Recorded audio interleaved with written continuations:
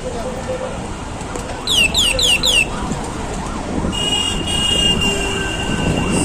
শীত এসে পড়ছে আর হাতে কোনো গ্লাভস নাই, গ্লাভস ছাড়া রাইড করতে হইতেছে কারণ গ্লাভসটা আনফর্চুনেটলি হারাই গেছে। আমার পেছনের চাকাও লিক সারাইছিলাম কিন্তু কাজ হইতেছে না, 2 দিন পর পর পাম্প চলে যেতেছে, তো টিউবও চেঞ্জ করতে হবে। তো আজকে এই 2টা কাজ, আর একটা কাজ যেটা পার্সোনাল, ওইটাও করতে হবে। তো যাইতেছি মিরপুরের দিকে, তো যাইতে যাইতে কথা হোক।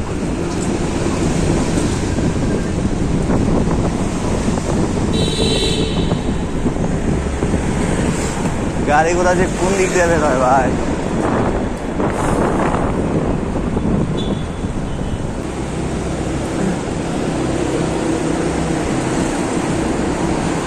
আসলে নভেম্বর মাসটা থেকে অনেক তিতা একটা মাস।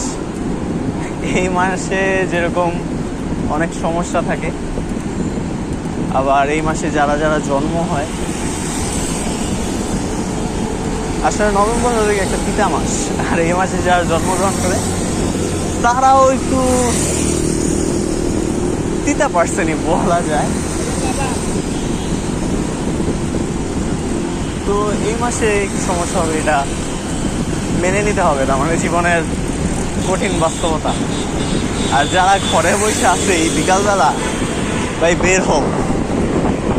বাণিজ্য মেলা এখনো শেষ হয়নি, চীন মসজিদ মনে হয় এখনো, হ্যাঁ বাণিজ্য মেলা এখনো হইতেছে, যদিও 26 তারিখে শেষ করার কথা।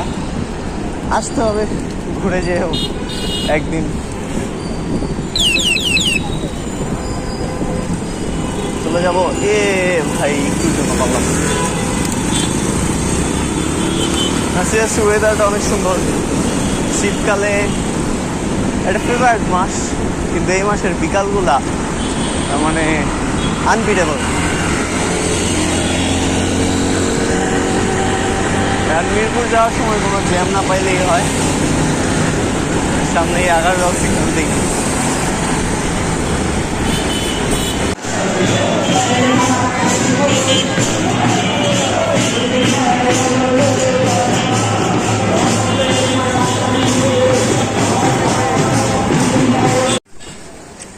তো গ্লাভস কিনলাম আর ব্যান্ডেনা কিনলাম, এটা হয়ে গিয়ে ওই দোকানটা থেকে। আর রোডটা হয়ে গিয়ে বাউন্ডারি রোড 3, ইমোটো বাজারের পাশেই।